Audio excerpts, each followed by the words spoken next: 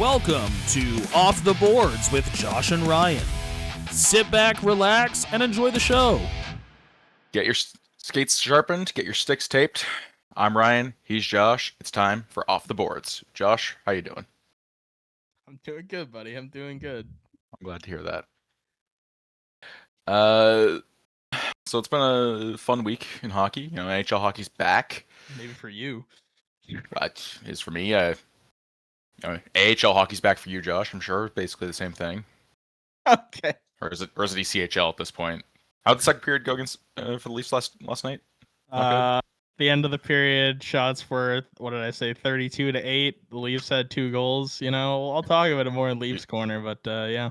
You know, you can win games if you shoot the puck more, and don't let them shoot the puck as much.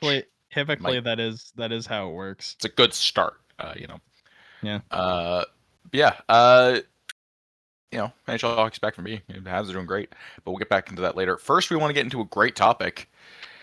Me and Josh started talking about this earlier in the week, but we thought we'd save it for the podcast. As you know, Josh, major Leafs fan, loves sucking their I'm trying to swear less. And he said to me, I said it last Zach week on Hyman. the show. Oh, was it last week on the show? Oh, fuck. This guy doesn't even watch. He doesn't listen to the show. I don't. I do the show. I don't listen to it. He said that Zach Hyman is better than Danny Heatley All-Star. I want to get into it. I stand by that statement. Josh, you go first because I'm going to blow you out of the water when we talk about Danny Heatley All-Star.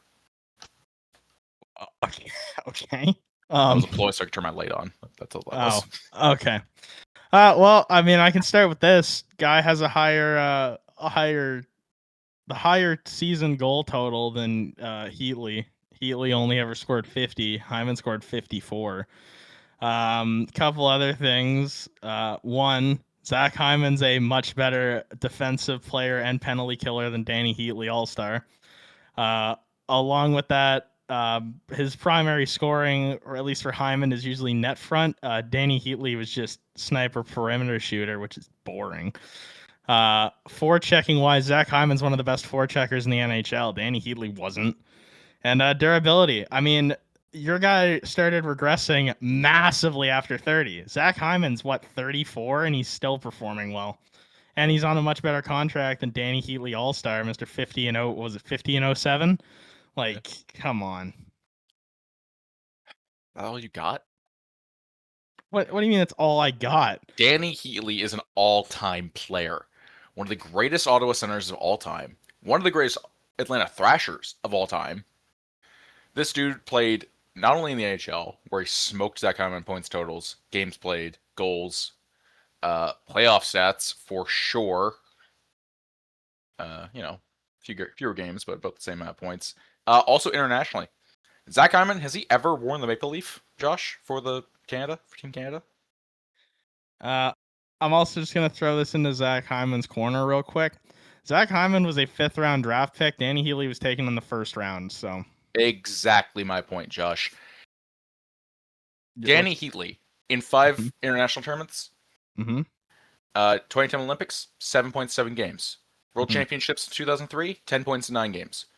World Juniors, 4 points in 7 games, 5 points in 7 games. He also had World Championships, 4 points in 7 games. This dude was all over the ice. He was fantastic. He played at every surface. He played at every level. And he was a big part in why Canada was always dominant in the early 2000s. Hey, Ryan. You know Zach Hyman's last collegiate season, he had 54 points in 37 games? Did you know in Danny Heatley's last collegiate season, he had 57 points in 39 games? Yeah, and yet he went in the 1st round, and Hyman fell to round 5. Yeah, Danny Heatley went second overall. Second overall. You know why? Because he had the pedigree. Everybody knew this man would be a star. This German man, born in Germany, raised in Canada, played for Team Canada, and yet everybody still knew this guy's a hockey player. Zach Hyman was some 5'0", 200-pound soaking wet loser who had to ride the coattails of playing for Michigan. Zach Hyman played for the University of Wisconsin. They were making cheese, watching the Packers game, and Danny Heatley's just out there dropping 57 points in 39 games. And that's the reason why scouts and NHL people looked at this guy and said, this guy's got what it takes. I'm going to put him on the international team. I'm going to take him second overall. Hey, Ryan. And it worked out. 50 goal scorer, two times. Two times 50 goal scorer. Danny Heatley, noted player to never make a Stanley Cup final. You know who has? Zach Hyman twice. Zach Hyman never won the Stanley Cup. No, didn't think so. Danny Heatley didn't even get the chance to go, Ryan. Like, we're talking about a guy who after 2000 and really after 07, when he scored 50, never was once again on the same 50-goal pace and fell off drastically. Zach Hyman, on the other hand, has been a consistent player his entire career. Like, I don't know, man. And to say that, yeah, Zach Hyman has less points than him, yeah, because Zach Hyman's played a lot less games than Danny Heatley did in his career. But, I mean, Danny Heatley only, he had 372 goals in his career. Zach Hyman is 254. It's not bad for a guy who was drafted in the 5th round. 5th-round players don't usually get onto the first line on NHL teams. Yeah, I'm not going to say that Zach Hyman isn't a good player and doesn't deserve to have a talk, but he's not Danny Heatley. And it's worth mentioning, Josh. You said Zach Hyman's been to the Stanley Cup final, and Danny Heatley hasn't. Danny Heatley has been to the Stanley Cup final, actually, in 2007 with the Ottawa Senators, where they lost to the, I believe it was the Anaheim Ducks, I believe. Just double checking that one. Yeah, they lost to the Ducks. You know who has more playoff points than Danny Heatley? You know who's been in more playoff games than Danny Heatley? I mean, carried by okay teams. I'm not going to call Blues good. You know who has far more playoff goals than Danny Heatley? Even if you were taking into account the 23 games that he's played more, Danny Heatley has 16 goals in his 77 playoff games. Zach Hyman has 40. So, Yeah, but Danny Heatley also has 47 assists, and Zach Hyman has 33. Danny Heatley has a higher point per game in the playoffs at 81 points per 100 games.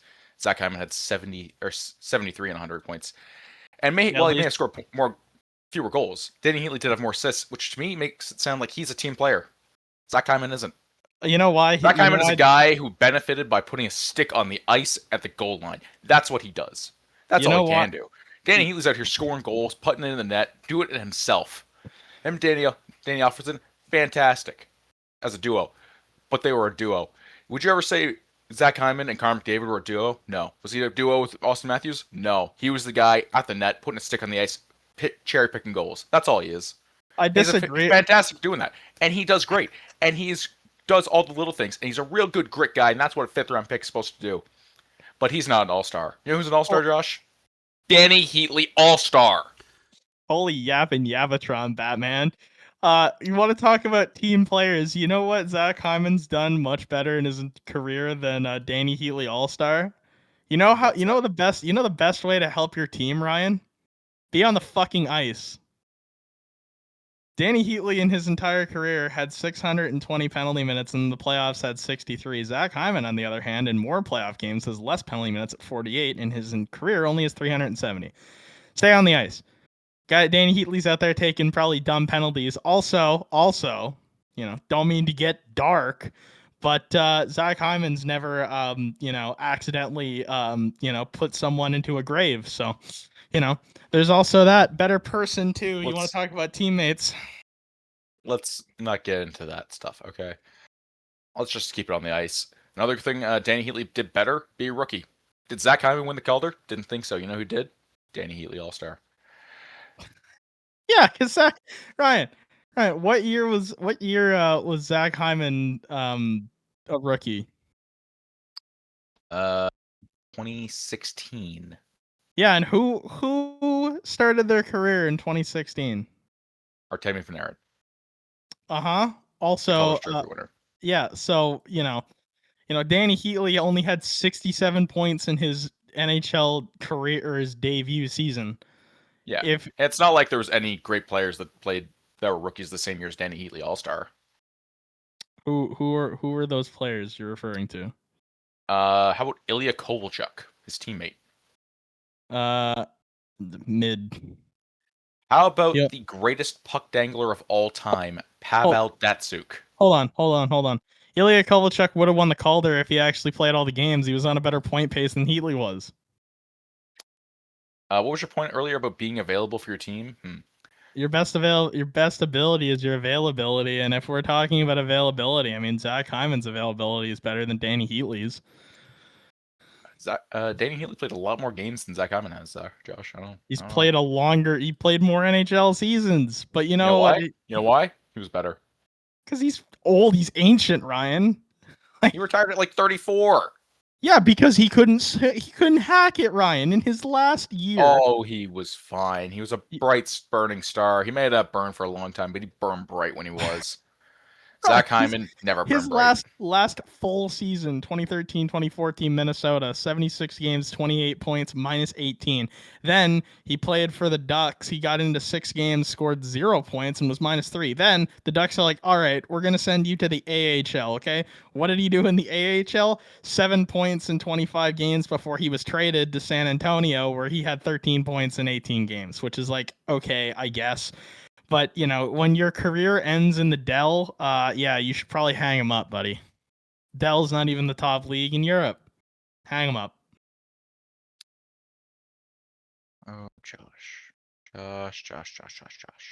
What? One of these days, you'll realize that it's not about your longevity. It's not about always being there for your team. It's being there for your team when you need to be. At 34 years old, Danny Heatley's not expected to be the guy. He's there. He's a complimentary piece. He might put a few pucks in the net. But he's not that guy anymore, and we all know that. But when he was the guy, when he was 26, when he was 25, when he was fucking 28 in Ottawa, when he was the first-line player, the guy, everybody looks to him and Danny Alfredson, Jason Spezza, the three of them. You know what he did? He succeeded. Ryan. 103 points, 105 points. He did his job when it mattered. So you're saying at 30, you're saying at 34, your guy was washed up. Well, Zach Hyman's 33 and is currently has 40 points in 42 games. What was Danny Heatley doing when he was 33 years old? Let's see. 28 and 76. Yikes. Yikes. That ain't it. I'm just gonna look one thing up real quick for me. This guy. See.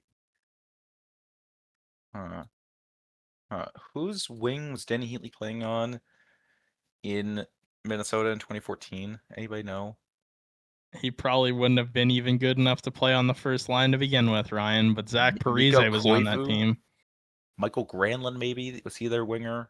Charlie Coyle, perhaps? You just named you named 3 centers, by the way. Not one of those guys plays on the wing. Yeah, Danny Heatley plays the wing. He plays on their wing. You said no. I said, whose wing did he play on? And also, it's nobody impressive. Do you know whose wing Zach Hyman plays on? Yeah, I do. Do you think that Zach Hyman is scoring more points than a piece of wood next to the net would? I do, actually, because I'm not sure if I would. Milan Lucic played with Connor McDavid once. Milan Lucic is just a loser, and we all know it. Actively making things worse. Zach Hyman does not make things actively worse. He does the little things. He does a good job. He deserves to play there, and he's earned his role. But let's not say that he's doing it because it's his skill. Okay? That's crazy. That is crazy. What you just said is ludicrous. His skill has put him in a great position, and he deserves to be there. But God damn it, are we really saying he's not benefiting a lot from playing with Connor McDavid? I didn't say that he wasn't benefiting from playing with Connor McDavid, Ryan, but to say that saying that Danny Heatley didn't have help either is ridiculous. Oh, he had lots of help. Guy played with Kovalchuk, played with, you said it, Danny Alfredson. He would have played with Spezza. He played with Marleau and Thornton. He played with Zach Parise and Koivu. Like, to say that he didn't have help at any point in his career is just a bold-faced lie. Oh, like, he had lots of help. When he scored 50, but he was a productive member of the team. When he scored 50, he had one of the best offensive players on his wing. And then he went to the Sharks, where he still had one of the best offensive players, playmaking players in the world, and Joe Thornton at the time. And he only had 39 goals. Like, I don't know, man. He had 82 points. The thing is, Josh, when you look at those years in Ottawa, he had a lot of help. He was leading scoring for those teams. Well, he had great help. Tied with Alfredsson, and Alfredsson played less games. Yeah, and the year after he beat Alfredsson by 18 points. Like, yeah, and Spezza probably would have beat him, but he didn't play all the games. Spezza was back also by 18 points, also missed about 15 games. That's fair. And then the season after that, they both beat him. Sure, pass it around a little bit. That happens. That's okay. Then in the last season, they both beat him again. Yeah, you pass it around a little bit. He's still top 3 in scoring. Yeah, top 3 on a bad Ottawa team. 2008-9 team was, I'm guessing, pretty bad if your first line, 2 of the players are -14, -11. 36, 35, 83 points. Probably missed the. I'm assuming they missed the playoffs that year. But yeah, they did. I mean, yeah, it's an older team, and that was good. But I'm just saying, go ahead. Go ahead. At this point, we're going in circles. I think Zach Hyman's better than Danny Heatley if we look at their careers. You guys let us know in the comments what you guys think about it. Yeah, I believe Zach Hyman's the better player. Well, good for you, Josh. I know Danny Heatley is the better player because I've got numbers and I've got results. Let's move on, though. You want to talk about the Leafs? You know what, Ryan? I resent what you just said. Danny Heatley's only notable thing that he did in his career was win the Calder. You know how many bad players have won the Calder? A few, but Danny Heatley's not one of them. He's one of the best. He also made an All-Star team. Hey, Ryan, you know who won the Calder the year after Danny Heatley? Would it have been Rick DiPietro? No, it was Barrett Jackman. Then it was Andrew Raycroft. So I see 3 players on that list because after that it was Ovechkin, then Malkin, then Kane. So if we want to say... Pretty good company to me. I don't know, Josh. No, it sounds like a 3-year drought of rookies, to be honest to me. But anyways, yeah. All right. Leafs suck. Keith Pelly made some quotes last week about the team and not very impressed. So he sent a letter out to season ticket holders, basically trying. The way that it reads is please still give us money. That's kind of how it felt to me. He said the 2025-26 season for the Leafs so far has been a series of ups and downs. Yeah, you're damn right. And unfortunately, with a number of key injuries that have affected the team, we are currently not in the position we had anticipated. But that is professional sports. I don't want to hear about complaining about injuries. Every single team in the NHL deals with injuries. You can't blame this season on purely injuries. This team has so many problems. To just say, yeah, if we had everyone healthy, like, yeah, the first month we didn't really have a goalie. It's like, okay, fine. But then it's like, now we have the goalies and we still suck. So you can't blame injuries on it. He continued by saying this team has made the playoffs 9 seasons in a row, the longest streak in the NHL, and it's something to be proud of. But as I've said since joining the organization, our goal is not to just make the playoffs, and we will do whatever is needed for this team to make the next step. Okay. A couple things. One, yes, this team has made the playoffs for 9 years straight. And you know what? Damn, that is impressive. But when you've only made it out of the first round 2 times and then gotten skunked in the second round, yeah, you're not close. You're not close. You're the what's the quote? Always the bridesmaid, never the bride. Like, you can make the playoffs 9 times, but if you go nowhere with it, what's the point of even making it there? Also, to his point about goal is not, we'll do whatever is needed for this team to make the next step. What are you going to do? What are you going to do? You have 3 draft picks in this draft. You want to sell the farm? What farm? There's no farm for you to sell. Like, I'm going to say this now. Easton Cowan, right? Did not go to the Olympics, obviously. Not good enough to go there. Yeah, maybe one day. You know what they didn't do during the Olympic break? Easton Cowan didn't play a single game. You could have sent him to the AHL. He could have gotten time and he could have continued to learn. But what'd you do? You sat him down. You let him do whatever. That's the worst decision you could have made.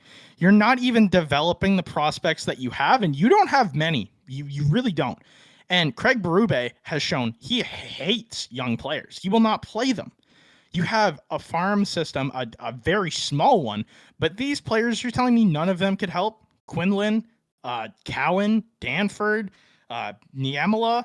Like, there are players there that you could give a chance to. Other teams give a chance to guys all the time, but what do? You stick your head in the sand, you dig your feet in the mud, and you stand there. And I swear to God, after reading just this first part, it sounds like they're going to make a move, but what's the point? If you're going to bring in another aging vet like Dougie Hamilton, and we'll get into the trade board stuff later, but if you're going to do that and you're just going to make a lateral move for someone like Morgan Rielly, what's the point? You're eating a bigger contract, and we're going to be worse off for it next year. If you don't sell the team now, or at least start like sending guys away on expiring deals, and you lose them for nothing, next year we're going to be staring down the barrel of a loaded shotgun again, where we have limited draft picks, no farm system, more aging guys that have no trade value. He continued by saying, "We understand this team's strengths as well as the areas we need to address, and we know with the support of our fans that we will achieve the ultimate goal together." This fan base has been united for a long time, and buddy, you can have the support of a million fan bases. This team it doesn't hack it. Continued again, while we strive to be as open as possible, I know that you understand in the world of professional sports, protecting competitive advantages is paramount and limits our ability to reveal team strategies until the appropriate time. That was the end of his letter to the season ticket holders. Yeah, Keith, when you came in, again, I'll bring this up. I brought this up on, I think, the first show. You said, we're not just here to sell jerseys. And then during Mitch Marner's game in Toronto, you were selling a signed Mitch Marner Vegas jersey. Doesn't really look good for a guy that's not just trying to sell jerseys. Like, this letter reads, yeah, we're losing because we're injured. No, we're losing because the team's bad. Like, that's the long and the short of it. This team is bad. It's not good. And I mean, just look at it. Now that we're done that, I'll go on to the Leafs in general. The Leafs, since coming back from the Olympic break, are 0-3. Have given up, I believe I did the math last night, have given up 14 goals in those 3 games. I'll just double check my math here.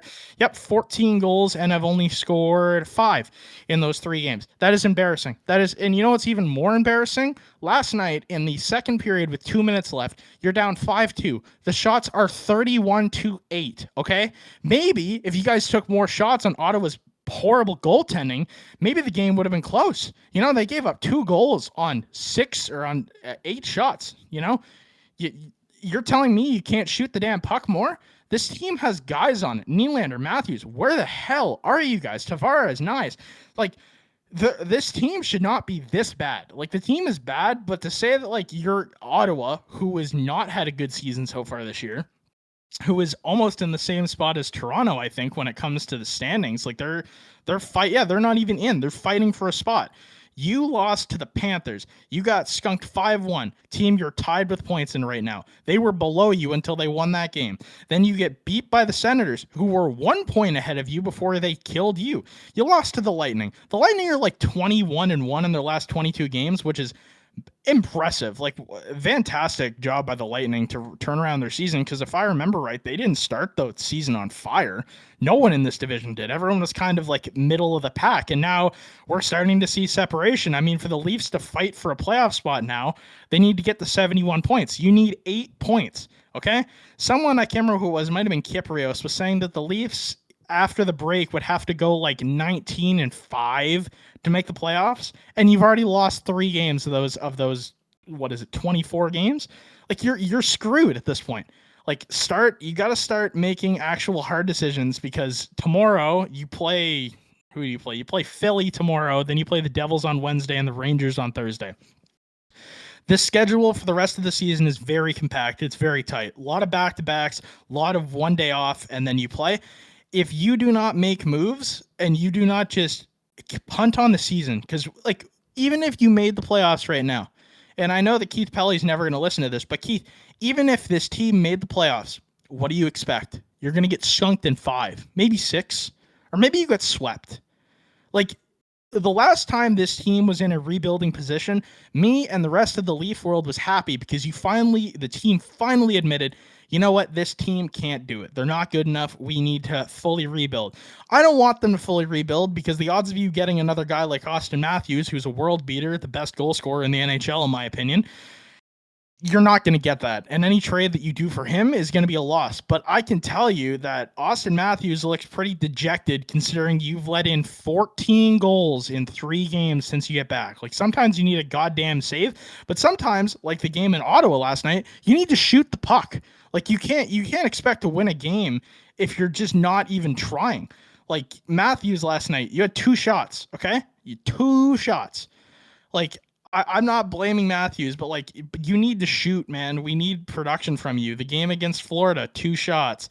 The game against the Lightning, again, 2 shots. So Matthews, you had 6 shots in 3 games, buddy. Like I love you. I want you to score. I wouldn't be a grown man with a poster of you in my room and a photo on this side of you if I didn't think you were a good player, and I appreciate what you've done for this team. But you need to show up. Like I don't know, someone was like, "Oh, Matthews won the gold medal, so he's already won this year, so he's just going to pack it in the rest of the season." Really? That like you don't care is what that shows. And I already know Nylander doesn't care because he flipped off the camera during a live feed game when a bunch of kids were in the arena. Like, I don't get it, man. This team needs to tear down and rebuild. The coach needs to go. I've been saying that for a while. They don't buy into his system. If you're going to try to retool this team or even rebuild, you need a guy who's going to actually be able to play the rookies in spots. And you need management and a general manager who's willing to make moves and not be sitting on his hands because he's scared to lose his job. Treliving, guess what, buddy? If you don't make any moves and this team is in the same spot next year and you don't make the playoffs again, you're done anyway. So take a swing. Like, you either take a swing or you don't do anything. We die. This team is dying. Like, that's the long and the short of it. But Leaf Corner, yeah, this team, it sucks. You know, goal differential currently is minus 15. You let in 14 goals in 3 games. And this week doesn't get any easier for you. You have 4 games this week alone. You got to play Philly, the Devils, the Rangers, and the Lightning again on Saturday. You're not beating the Lightning. You might beat the Rangers because they're in a worse spot than you. Same thing with the Devils. The Flyers are kind of up and down. Like, you could win 3 games here, and then next week I could be going, maybe. But the competition doesn't get any easier looking down the stretch. There are a lot of hard games that you're going to have to play, and I don't think this team is together enough to do it. Whether it comes down to the coach or whether it's the players or whether it's both, I don't see it. I'm going to let Ryan talk about the Habs now because, the Habs are actually doing good. So maybe he'll be able to put everyone in a more cheerful mood. Yeah, I can absolutely do that. The Habs, I think, are the complete opposite of the Leafs right now, which makes me very happy. They actually are, and I'm just going to throw this out there. So the Habs currently this year have 208 goals for and 193 against. They're plus 15. The Leafs have only scored 193 goals and have let in 208 and are minus 15. So quite literally the opposite. That's really funny. I didn't realize that. I know. I didn't either until I looked. Go ahead. Wow. Yeah, the Habs are doing everything right. Our top line is scoring. They're doing all the dirty things. One of the best things I love about this young core that we have, it feels like they're playing the right way, which is, there's some that's a weird thing to say, but all the guys on our team can both do stuff in the offensive zone and score goals and do crazy creative things, and it's a lot of fun. But they can also go and play defense, right? Yeah, they can do all the great things in the offensive zone, very creative, but they still go back and play defense. They still backcheck. They still forecheck. They still do everything you need to do to win games. They still go to puck battles. Uri Slafkovsky is one of the best puck battling players I've ever seen. Kirby Dach apparently was doing great jobs last night. I didn't watch the game last night. Unfortunately, I was watching Elimination Chamber with Josh. It was a good time. But everything we're doing right, and we got a guy like Cole Caulfield. Cole Caulfield last night, 2 goals, put one in 30 seconds. And you know how he did it? He was in our zone. Washington had the puck.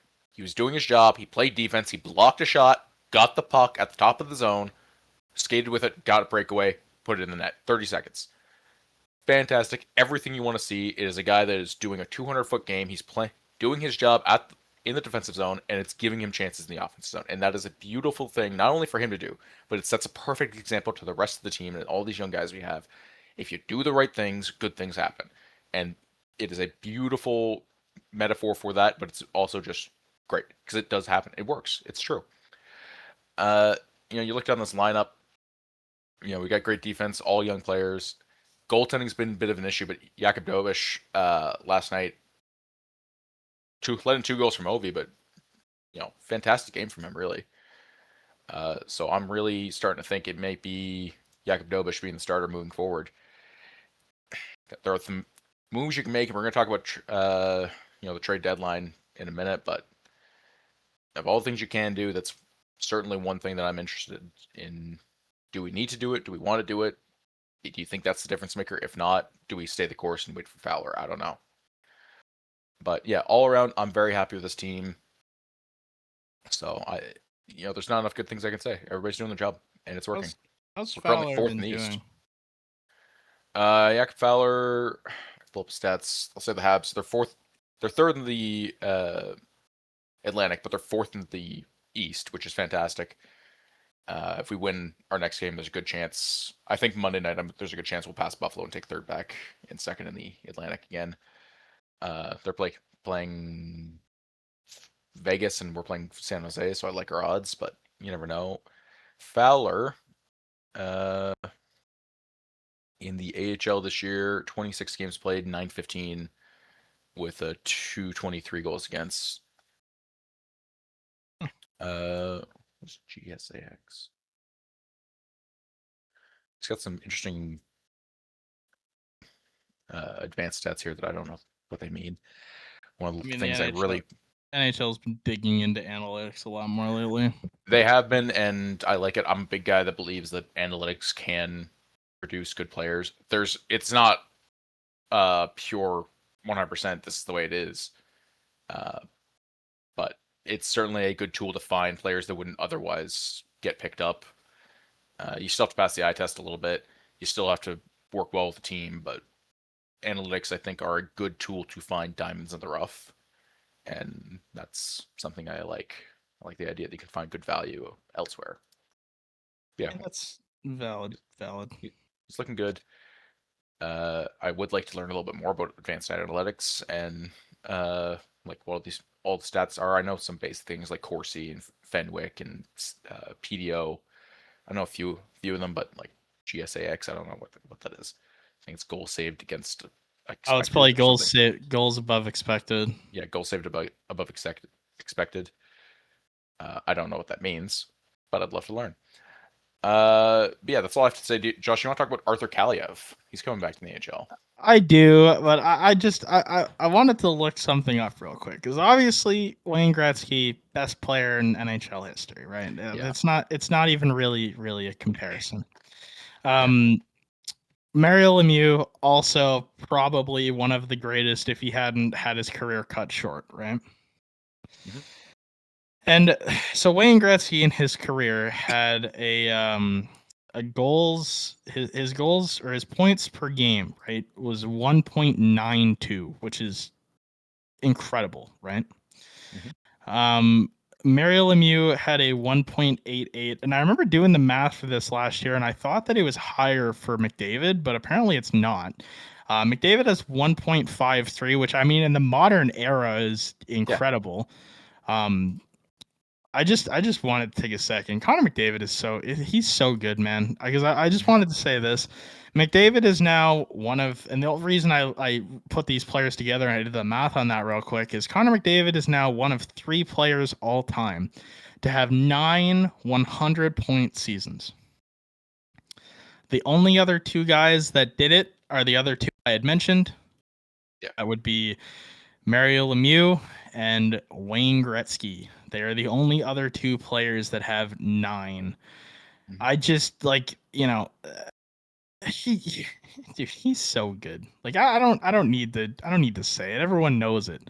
Like this guy is currently 55th ranked all time in NHL points. And he's only played 733 games, and that might not even be accurate. That might not have even taken into account his games from this year. I gotta go and look now. What is his career at 730? Okay, no, they are updating this every time. So yeah, 733 games. He has 396 goals, 798 points. He has 1,185 points, 97 power play goals. Like this guy, I mean, he's the greatest player I've ever gotten to watch in my lifetime because I didn't get to really see Mario or Gretzky play. But it's just incredible to me.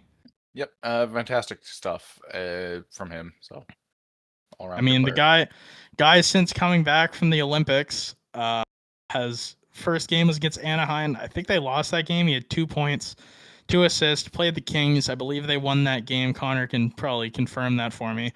1 goal, 1 assist for 2 points again, and then they played the Sharks. 3-point night, 3 assists.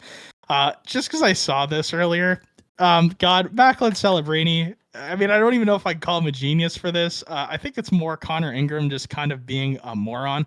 And to quote Steve Dangle real quick, if you're a goaltender, you need to tend the goal. Connor Ingram loses his stick. It goes into the corner. Puck goes out of the zone, but doesn't fully clear. It was in the neutral zone. Ingram goes, you know what? I'm going to chase after my stick. Macklin gets the puck and notices this and fires it from the neutral zone into the net because Connor Ingram decided, I need to go get my stick right now. Like, God, man. Like, good job by Macklin, man. What an inspiration this kid is. But yeah, I mean, we could talk about Kaliyev. Let's do that quick because I think we're running out of time here. We still got the trade board to be right to. Yep. Yeah, Kaliyev coming back after allegations that he had scammed a former partner at $50,000 for gambling and was verbally abusive. He's been out for I think since the start of the year, but has been cleared to come back. Should be interesting. Certainly a tough situation. But I mean, if he's cleared to come back, I have to assume that he's good to go. There are a lot of guys in this league. Not all of them are good people. But True. I mean, there is a difference between whatever he's done and the amount required to not play in the league. You look at guys that have been banned from the league, like Slava Voinov. Like there is a difference. Well, and we're not gonna get too. Voinov was confirmed to be beating his wife. I'm pretty sure. Yeah. So So like there are levels to this, and I'm not saying Kaliyev's a good guy or anything, but if they're gonna bring him back, they're gonna bring him back, and that's the way it is. Yeah. Anything you want to say? I didn't even really. I've kind of forgot that he was suspended anyway. Yeah. I mean, it's not like he's like a big name player, really. But it was he got suspended for betting on games, right? Or was it just gambling in general? Was he player assistance program, or was he in trouble for gambling on games? I really don't know that much about it. Well, okay. One thing I'll say, kids, if you ever get to a higher level of sports, don't bet on your own games. Don't be a moron. A lot of these leagues have those rules in place for a reason. It just ruins the spirit of the game if you want to bet on games and stuff. We did have a trade this week. Colorado and Pittsburgh made an interesting trade. So the Avalanche are sending Samuel Girard and a second-round pick in 2028 for Brent Kulak. I mean, a lot of people are saying this is a cap dump, which I mean, technically it kind of is because they're saving $2.25 million. But I will say Brett Kulak was a member of both Oilers teams, I believe, that went to the Cup final and was a he was part of those teams. He wasn't just like a coattail rider. So I think that the Avalanche are really trying to just gear up for another Cup run, which, looking at the standings, I mean, they're kind of already there. This team is fantastic. Any team that has McKinnon on it and McCarr, like, God, this team is so good. How do you have McKinnon and McCarr? Like, two of the best active players right now. McCarr might be the best defenseman in the NHL currently. I don't think there's a maybe about it. I think he is. But yeah, focusing on the trade. Some would argue Hughes. I wouldn't. Talking about the trade specifically, Brett Kulak, like you said, very serviceable player. This does end up just as a cap dump, really. But I mean, it's working out for them. I'm surprised they moved on from Samuel Girard. He's younger, but his numbers have not been that great. But really, Brett Kulak, he does what you need to do. It's been a few years since he was on Montreal. I mean, he hasn't been in Montreal, and that's more than a while. That's more than a while. But when he was with us, very serviceable, could do the job. Wasn't like flashy, played bottom 6, but he could go into the top 4 if we needed him. And he just did his job, and that's Brett Kulak, not a bad player. Also, he has a second round pick out of this, so it's not bad. Was Brent Kulak? Oh, so he started the season with the Oilers. He was part of the Skinner trade, I'm guessing. Yeah, I thought that was Skinner a Jari trade. 1-for-1, but I guess that Nope. wasn't. No, Skinner in a second, and Skinner a second, and Kulak for Jari and Poulin and Samuel So Poulin. we are going to talk about our trade boards. I put one together. Ryan's put one together. I'm going to start this mainly because it's about Colorado. Colorado now with that trade currently has $9.67 million of free cap space. And you know who I think they're going to go after to push for this deep playoff run? He's the number one guy on my trade board, Nazem Kadri. Going back to the Avalanche, I think this trade makes a lot of sense for Colorado. I mean, I don't know how much assets they have to be able to trade with Calgary, but Nas doesn't really want to be there anymore. I think Nas realizes the point in his career that he's at. He's not a young lad anymore.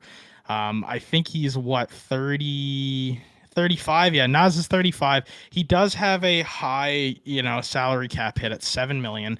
I, you know, I mean, they could ask Calgary to eat a little bit of it if they had the assets for it, but they don't need to because they have $9 million in free space right now. And just think about this team with Nazem on it. Like it would be ridiculous. Like you look at the center depth that they already have on the team, McKinnon, Nielsen, Drury, Kelly. Like you could have a third line with Nazem Kadri in the middle of it. Like that would be nuts, man. You could put him on the power play. Like, yeah, oh my God. Josh, not to cut you off or anything, but I think for that exact reason, I think you're wrong. I don't think Nazem Kadri is the guy for the Colorado Avalanche. He's not going to slot into your top six, really. You're going to put him on the third line as a center. He's got 7 years on his deal, and or $7 million on his deal for 4 more years. Like, yeah, you have $9 million right now, but you got cap considerations in the future. You got to think about Yeah, but then Martin Necas's extension kicks in next year. That's $5 million extra you're paying him. Yeah, but then you could dump him again. Like because here's the thing, Ryan. If Colorado makes that move and they win the cup this year, then it's all for naught. It doesn't matter after that. Like you at that point, it's like the Rams when they traded away a bunch of picks for Matt Stafford in the NFL. If you win the damn trophy, it doesn't matter what you give up. I think for the Colorado Avalanche, having won it recently, they won it 3 years ago with this core. If they're it's a lot different core now. It's not much different. Still McKinnon, Makar, Landeskog. The guys at the top, yeah, but all the surrounding guys are much different. Yeah, but the core is still there. The same. I think it might be a new goalie. I don't think Blackwood was there for that run. No, he wasn't. Yeah, but I mean, Nas is a modified no trade clause with 13 teams on it, so he does get to choose where he goes. And I mean, if you're Nas, I'm just saying, would you really not want to go back to the Avalanche? I don't think there'd be any issue with the trade clause. I have to imagine Colorado would be available. Kadri wants to win eventually. He's already won. Wasn't he on the Avalanche team that won the cup? Was he?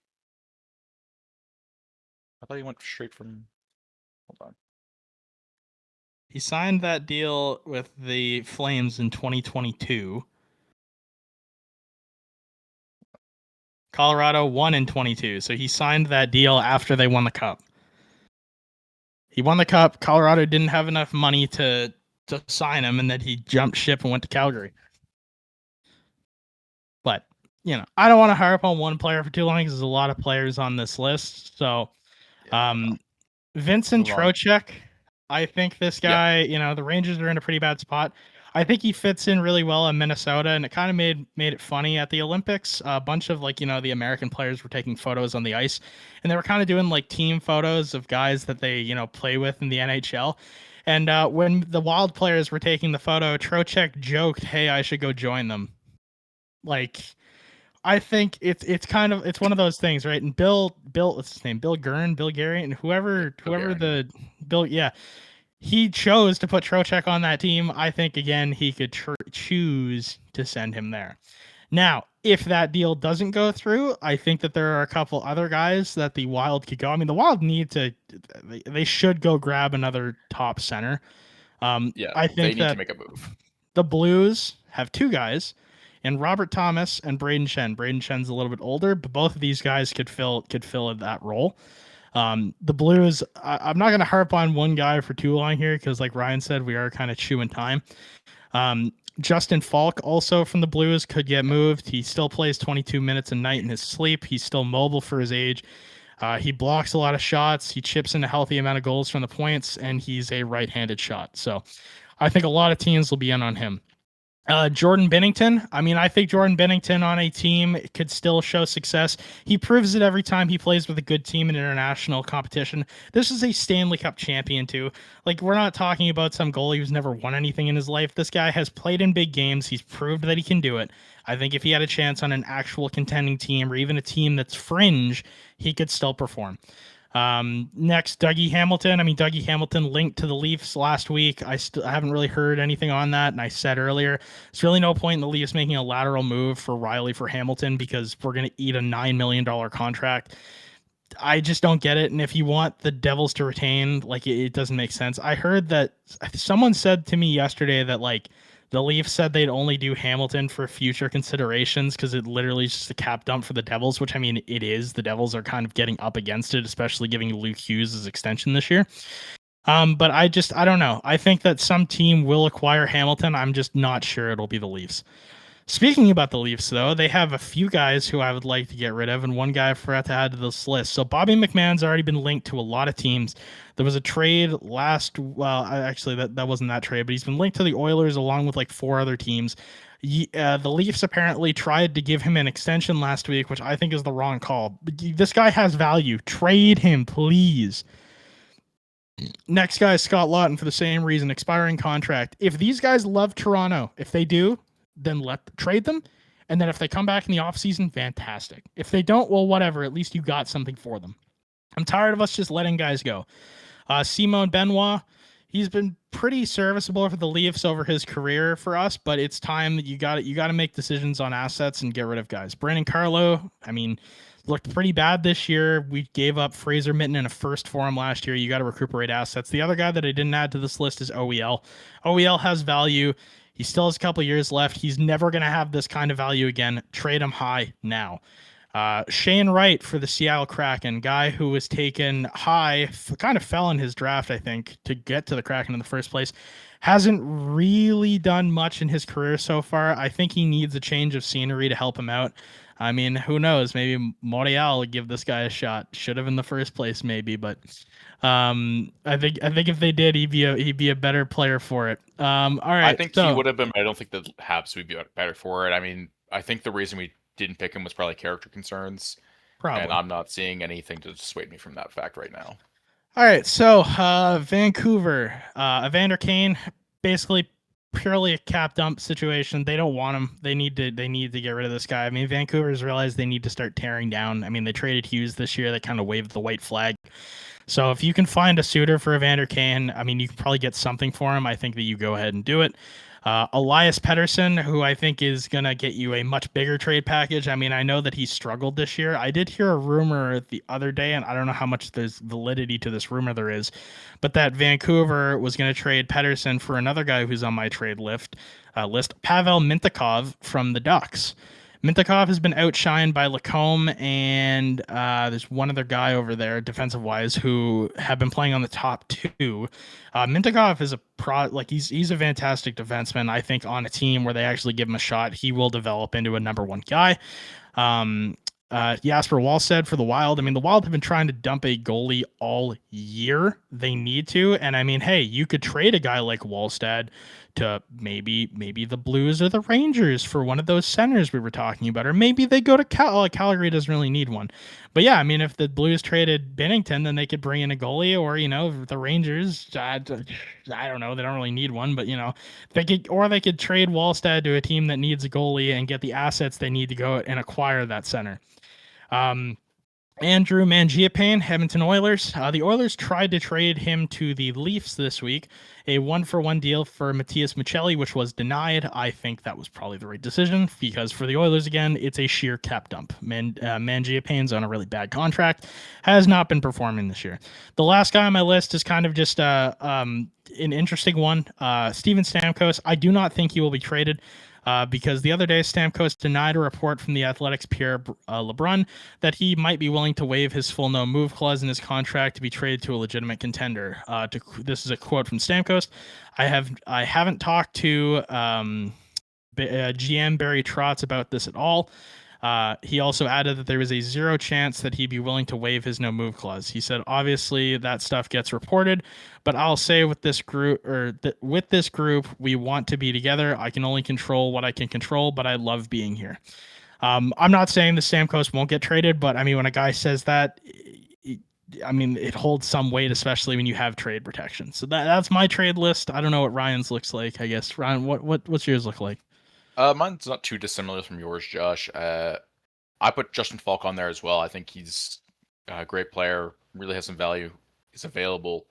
When I was making my trade board, I really stayed away from guys that had no trade, like no movements or no trades, full no trades. If they had a list, I pretty much put them on there. But he's on there. I looked at Teuvo Teravainen on the Blackhawks. He's not playing with Connor Bedard. He's playing with Frank Nazar, which he's still doing some stuff there, but certainly not as much as he could. He's getting a little bit older. If I'm that team, I'm looking for ways to try to, rebuild a little bit younger, get younger guys in there, and their position in the standing says I'm probably right. Other guys I looked at, Evander Kane. He's on. I should have written down the team they're currently playing for because Evander Kane's bounced around so much. He's on Vancouver. I said it in my list. This guy doesn't listen to me. I wasn't listening.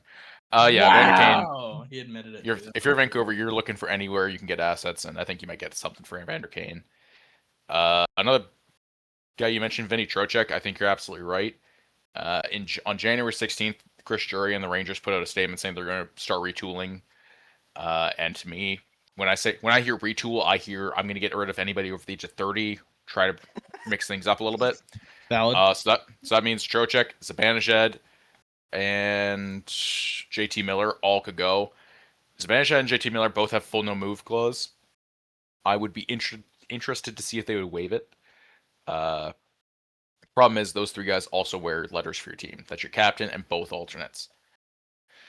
Adam Fox also wears an A, but I think Adam Fox, if you're retooling, I don't think you get rid of him, but I'm not going to put anything past them. Adam Fox is a very juicy piece you could trade to get a lot of assets for.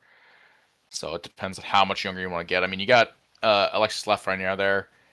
I think he's kind of the piece you need to build around. He's 24, $7.5 million a year you're paying him, and he's doing, after a bit of a rocky start to his career, I mean, he's getting better. He needs more, and I think if you give him more ice time and put him in a bigger situation, he might play up to that. So I'm very interested to see what happens to that. Dookie Hamilton, I also mentioned on my list. I'm not sure if he gets traded. Teams are talking a lot about it, but I mean, I believe, I'm going to double check here. He has a no move clause, but he also has a modified no trade clause. So I don't know what the deal is with him. If he can be traded, if he's willing to be traded, who he could be traded to. He's got a modified no trade clause with a no movement clause. That's okay. Interesting. So I'll see what happens there. I don't know really who would buy him. If I look at his stats, 23 points, 55 games. The modified no trade clause is a 10-team list. Okay. So they have 10 teams they could trade him to, which I'm sure they already have his list. Okay. So he's got options. So I'm interested to see what happens. I don't know if the Leafs are the right pick. Like you mentioned, it's kind of a lateral move if you're trading pieces you have for that. Nazem Kadri definitely gets traded. I don't think he gets traded to the Colorado Avalanche. I think he goes almost anywhere else probably. But the Colorado Avalanche is a team to me that doesn't need to make a lot of moves. If you're making moves, it is moves to build something special in a dynasty at this point. You are not trying to build just a cup contender again. You're already a cup contender. To me, when I look at the league right now, there are three teams that every other team needs to account for when building right now. And one of them may not be a problem. It's the Colorado Avalanche, the Edmonton Oilers, and if they make the playoffs, the Florida Panthers, which is not guaranteed at this point, but I'm not going to count them out. They're back-to-back Cup champions for a reason. If they make the playoffs, they're going to be a problem. These are three teams that have very different things you have to build for. Colorado and Edmonton, kind of similar. Very top-heavy scoring. A lot of things you got to shut them down somehow. And Florida, you have to account for playing with some toughness, guys that can take a hit, get up, and keep playing and give it back. And Kadri can do that for most teams, but I don't think he's going to do it for Colorado. Colorado doesn't need the other pieces. They just need to perform. Patrick Laine is a guy I have on my list. He's a really interesting piece as a Habs fan. Right now on the Habs, he doesn't have a spot. His role now is as a power play specialist and a goal scorer. Put him on the second line, that is a goal scoring line, let him take his shots. When the puck turns over, goes to the defensive end, get him off the ice. I'm not saying he's completely useless in defense, but it's just not his job. It's not his role. It's not what he does. Never been what he does. Exactly. And when I look at the Habs, every spot we have is supposed to be a guy that can do both. There's one spot for a guy that doesn't do that, but we have Cole Caulfield, and he's not giving up that spot. We have to keep Cole Caulfield there. Patrick Laine has been hurt all season, and honestly, we haven't missed him. So when he comes back, we're expecting him to come back before the trade deadline. I'm hoping we trade him somewhere for another piece, either a young forward that we can slot in to the second line center, maybe as in a package, or a new goaltender if you don't think that Jacob Dobish can hold the line until Fowler comes up, assuming Fowler you also think is the guy. If you don't think Fowler is the future, if you don't think Jacob Dobish can hold the line until then, if you want the guy to compete now, and there's one guy I think that is available and on my list, if the Habs thinks that's that guy, we need to go after him. That guy is Jasper Wallstead. Minnesota, in contrast to Colorado, Minnesota is a great team, one of the best in the league, and they have one problem. They have to beat the Colorado Avalanche. They also have 2 goalies. That's a good problem to have. That is a fantastic problem to have, because I think the league is looking like at Jesper Olsted, me and you included, and saying, I think he could start somewhere else. And I think we're right. So if I'm Minnesota, I need another piece. I need another forward, or maybe it's defenseman, whatever they want. I think it's another forward for them. And you've got this juicy piece like Wallstead or Gustin, whichever one you want to trade, whichever one you don't believe in as much as the other guy, because I think you have to believe in both. I think you trade them, get better assets, get built, and try to do whatever you can to get past Colorado Avalanche, because they are standing in your way. You are a fantastic team who is being shadowed by this other team. You are Yzerman being overshadowed by Gretzky and Lemieux. Fantastic player, one of the all-time greats. Nobody remembers how great he was because of the other two. So I think you really need to find another piece. Another guy I have on my list, Ryan O'Reilly from Nashville, could get moved. I don't know if Nashville really needs him at this point. They're still competing for a spot in the playoffs, but I'm not sure if Ryan O'Reilly's really that much of a factor for them. And maybe he can be a nice piece elsewhere if you need some of his cap. So a lot of interesting. Connor was saying trade him to LA. I don't know who he was responding to. I think it was Laine or Wallstead. Producer Connor, you want to chime in on this? I want Laine. Oh, okay. You can have him. What are you giving me? Patrick Laine was one of those guys that I was kind of hoping that maybe LA will reach out about before the trade deadline in a replacement for Kevin Fiala after his injury. I think he's one of like the few guys that LA could probably go out and get for somewhat of a decent deal, because like you said, currently I don't think he really has a place in Montreal, or at least he isn't providing as much value as what they may have originally thought he was on the roster.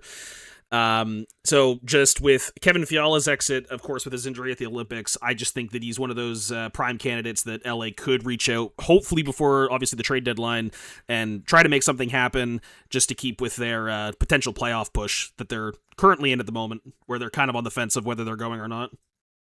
All right, Connor, you're the LA fan. If I'm Montreal and I'm trading Patrick Laine, I'm looking for a young 20s, early 20s forward that can play in the lineup, either somewhere in the middle 6, ideally. I know that's a lot. We could add some picks to make it happen. Do you have anybody on your team that you think you could offer up to make it the Laine deal happen? What's your best offer? I mean, you said you're looking for, what'd you say, a younger forward that can kind of maybe slot into the lineup. If he's a prospect, that's okay. If he's NHL player, that's okay. If you want some picks to make it happen with Line A, I think we can do that. If you want like a first or a second, we can make it happen. But I'm looking for a young guy to complement our lineup, ideally a center. Let's see. Okay, let me pull this up really quick. So, Line A, his contract is expiring soon, isn't it? He's on the last year of his deal, so this is a rental. Right. And what's his contract? Is it 8 point something million? 8.7, but we could eat half of that. So call it 4.3. 4.3. Well, I tell you what. I tell you what.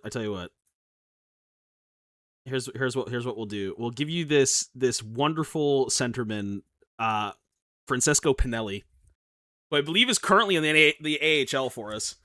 I'd have to double check, but he's a 22-year-old, 6 foot, 185-pound centerman. We drafted him with the 42nd overall pick in 2021. And I believe he's currently in the AHL. I'll give him to you. How about that? You take him, and we'll give you him and, like, I don't know, a second-round pick for Line A. Sold. Done. I'm in.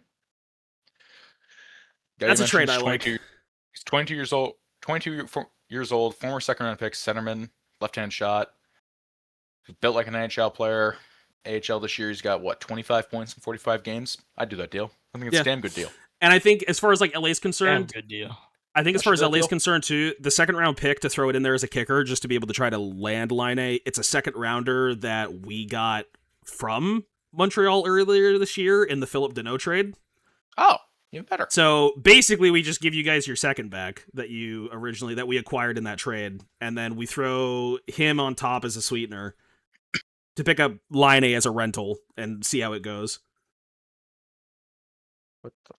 I'm looking into that pick. That is somehow the Columbus Blue Jackets second round pick. I'm not sure where that came from. I know that came from you guys in the Phil Deneau trade. I don't know where it came from before that. I don't know either. I'll have to look into that. I mean, the other thing I will say too, I mean, whether Montreal's interested or not, because like you said, you're looking for younger players, but the Kings right now currently have $12 million in cap space, thanks to Fiala being on the long-term injury list. So realistically, we could take Line A on with his full contract without you guys having to eat salary cap. So, I mean, if that's the case, whether they would entertain a second and a fourth, just straight up for Line A, and we eat the contract. Yeah. Something else that could be interesting. Yeah, and I just found out where we got that pick from. We got that pick in August 2024 when we traded a defenseman to Columbus for Line A and that pick. Well, there you go. We'll just hand it around. Yeah, we'll just pass it around a little bit. Well, eventually I'll get it back. It'll work out. Somehow we'll trade it back to Columbus for something. Who knows? And I'll be happy. Yeah, so Josh, unless you have anything else to say, I think we can move to the board games and try to close this one out. Sure. Yep. All right, sounds like a plan. So first up, we have NHL Grid is what we're starting with today. Okay. Josh, you want to go first, or can I go first? Go for it, buddy. I got a fun one, because the fun thing about this one, compared to some of the other ones around there, they don't have to have done this stat with that team, right? Correct. True. So give me Sergei Fedorov for the Columbus Blue Jackets, 30-goal scorer. Fedorov. There he is. You forgot Sergei Fedorov played for the Blue Jackets for 2 years. I think everyone probably forgot that, buddy. There are some weird players that have played for the Columbus Blue Jackets. Yeah, a little bit. Speaking of weird guys that played for the Jackets, I mean, a lot of guys, right? The Leafs, JVR did it. Francois Beauchemin did it. David Clarkson, Max Domi. But no. We aren't going with any of those. Give me Matt Fratton. Matt Fratton. There he is. What do you got, Ryan? Give me Flames and Devils. Mixing around a little bit. Talked about this guy earlier. Give me Dougie Hamilton. There he is. Nice easy one. Columbus, Calgary. Usually, I'd go for a crazy pull, but just put Johnny Gaudreau. Yeah, that's the right call. There he is, Johnny Hockey. 30-goal scorer Devil. Give me Scott Gomez. Habs legend. There he is. I know that it's a couple of guys did Vancouver, Toronto. Obviously Sundin, probably the most notable guy. Give me OEL because I'm pretty sure he did it. That's where he was before he came to Toronto. Oliver Ekman-Larsson. There he was. Oliver Ekman-Larsson. There he is.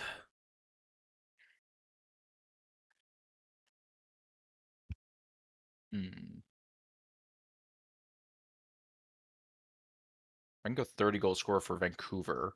Give me Pavel Bure, one of the most underrated goal scorers of all time.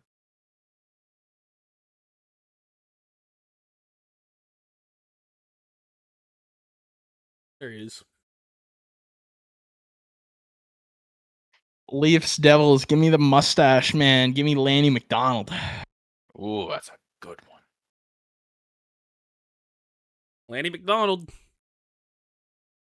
Here, and I have to close this out. Right in the middle. Calgary and Vancouver. Give me Jacob Markstrom. Jacob Markstrom. Calgary is still closing regretting it that out. one. I'm pretty sure the Devils are regretting his contract. So yeah, they all are. All right, moving on to our second. We've got Hurdle. All right. You guys want to see the silhouette? Let me see the silhouette. I don't know why I think that would help me. I have no clue. Quinn Hughes. I find Quinn Hughes. The silhouette's one of those things where it's interesting because when you look at it, you're like, nah, this doesn't help me at all. And then after you know who it is and they show it to you, you're like, oh, that's glaringly obvious. Go ahead. Throw Quentin Hughes in there. Give me Quinn Hughes. Quinn Hughes. So, correct conference, correct division. So, he's in the West, he's in the Pacific.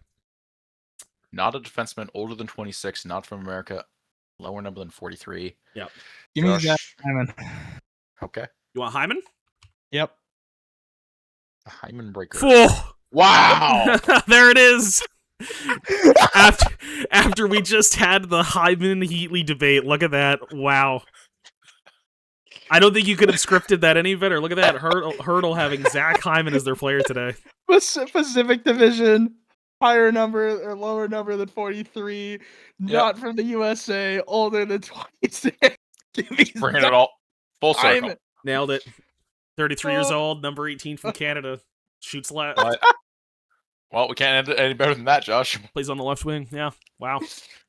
Well, there you go.